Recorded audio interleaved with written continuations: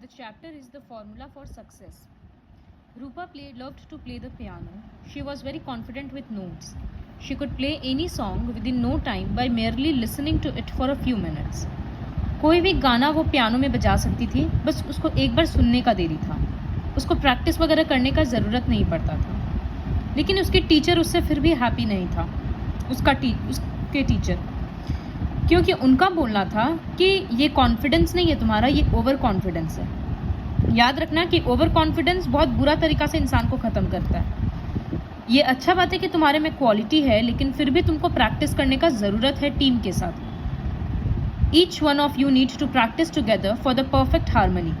क्योंकि तुमको सिर्फ अकेले नहीं प्ले करना है स्टेज में, बहुत लोग के साथ करना है. लेकिन रूपा को इन सबसे कोई फ़र्क नहीं पड़ता था.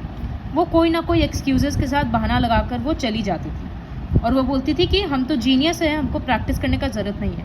Practice is for mediocre. Mediocre मतलब जो भी एवरेज लोग हैं उन लोगों को प्रैक्टिस का ज़रूरत है. रूपा के स्कूल में एक म्यूज़िकल शो होने वाला था जिसका नाम था हारमोनी, और उसको वहाँ पर पियानो बजाना था दूसरे म्यूजिशियंस के साथ. देव को तबला बजाना था, शिरीन को sitar, Mona violin, semi the Spanish guitar and Manu the flute. एक काफ़ी यूनिक ब्लेंड था वो ईस्ट और वेस्ट के सारे कल्चर्स का, इंस्ट्रूमेंट्स का, और बहुत प्रैक्टिस का ज़रूरत था. At the end Rupa was to conclude with a very tough note that was suppose to soar high and dip gradually, living the listeners really breathless. Last में ख़त्म होता जब रूपा एक बहुत हाई टोन से, हाई पिच से सडनली लो पिच में आ जाती पियानो के, और सब लोग एकदम एस्टोनिश्ड हो जाता, ब्रेथलेस हो जाता. Everybody came for practice, but Rupa would get away with lame excuses. वो बेकार का एक्सक्यूजेस लेकर वो निकल जाती वहाँ से. और जो कोऑर्डिनेटर थे, इन सब का काम संभाल रहे थे, मिस्टर सैमुअल, वो काफ़ी अपसेट थे. वो उसको बुलाए और बोले कि आज अगर तुम प्रैक्टिस पे नहीं आई तो हम किसी और बच्चे को ग्रूम करेंगे, मतलब तैयार करेंगे, क्योंकि हम इस तरह का कोई चांस नहीं ले सकते with a pompous and over confident genius. Pompous मतलब सेल्फ इम्पॉर्टेंट जो हो, खुद को बहुत ज़्यादा इंपॉर्टेंस देता हो, दूसरों को नहीं. इस तरह के जीनियस का हमको कोई ज़रूरत नहीं है. रूपा वॉज टेकन अ बैक. काफ़ी शॉक्ड हो गई कि टीचर कैसे बोल रहा है. उसका ईगो ऑलरेडी इतनी ईगोइस्टिक थी, वो बुरा तरीका से हर्ट हो गया कि टीचर मेरे बारे में कैसे बोला. वो घर गई गुस्सा में और नेक्स्ट डे अपने टीचर को बोली कि वो शो में परफॉर्म नहीं कर पाएगी. टीचर कुछ नहीं बोला, बस बोला ठीक है और तुम जाओ यहाँ से. With just 10 days left, mister Samuel called for Ryan. As compared to Rupa, Ryan was down to earth. वो काफ़ी सिंपल लड़का था और उसमें सीखने का बहुत ज़्यादा इच्छा था. तो वो चैलेंज को एक्सेप्ट किया कि ठीक है मिस्टर सैमुअल, हम पूरा कोशिश करेंगे बहुत अच्छा बजाने का.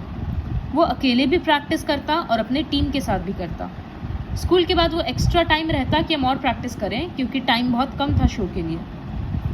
और रूपा ना हर बार रिहर्सल्स में आकर अपना स्टाइल दिखाती थी कि हम कितने टैलेंटेड है, इतना मेहनत नहीं करना पड़ेगा और ये सब चीज़.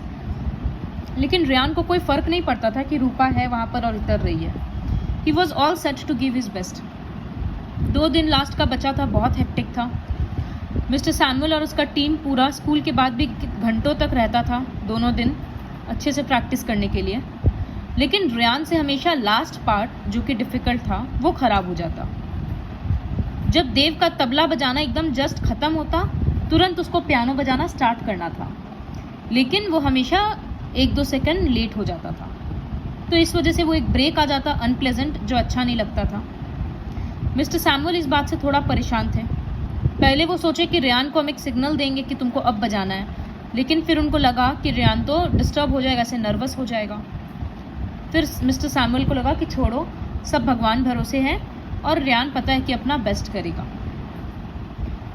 तो वाई वॉज़न्ट रेगुलर प्रैक्टिस. और ये मिस्टर सैमुअल ये भी सोच रहे थे कि इतना प्रैक्टिस तो वो किया है, उसको खाली ये फाइनल बीट वो पहचान क्यों नहीं पा रहा. बट वो छोड़ दिए. फिर फाइनल डे आया शो का. पूरा हॉल पेरेंट्स से भरा हुआ था, म्यूजिशियन से, टीचर से, स्टूडेंट से. The audience was mesmerised. मतलब सबको बहुत अच्छा लग रहा था पूरा सेटिंग. और मिस्टर सैमुअल एक कॉर्नर में खड़े थे. वो श्योर नहीं थे कि रियान मैनेज कर पाएगा या नहीं. Actually it was supposed to culminate with a bang and not a pause or a break. Culminate मतलब वो पूरा एक बैंड के जैसे एक लगातार बजेगा। अगर रेयान तबला का एंड नहीं पहचाना और वो रुक गया तो वो बहुत बुरा लगेगा। फिर फाइनल राउंड स्टार्ट हुआ। इट वॉज अ फ्यूजन, सब चीज़ का वो मिक्सर था। कोई प्लेयर फ्लूट बजाना शुरू किया एक सॉफ्ट ट्यून के साथ, फिर कोई सितार बजा रहा है एकदम स्पीड में, फिर तबला बजाना था। इस तरह से था, लग रहा था सब एक इंस्ट्रूमेंट दूसरे इंस्ट्रूमेंट को बीट कर रहा है, उस तरह का था ये फ्यूजन। मिस्टर सैमुअल के दिमाग में खाली चल रहा था कि प्रैक्टिस में क्या किए, प्रैक्टिस में क्या किए, इस तरह से।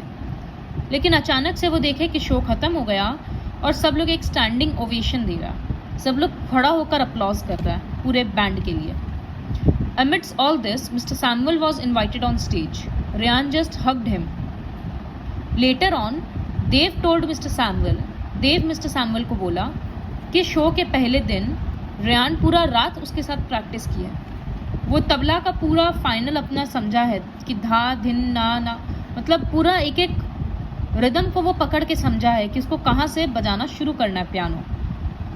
तो वो बोल रहा है कि रेयान मेरे साथ पूरा अच्छे से रिवाइज किया है और फिर वो समझा कि उसको तिरी कित्ता जैसे बजेगा तबला में वैसे ही उसको पियानो बजाना शुरू करना है। और वो लोग इतना खुश था कि सर फाइनली हम लोग ये कर दिखाए।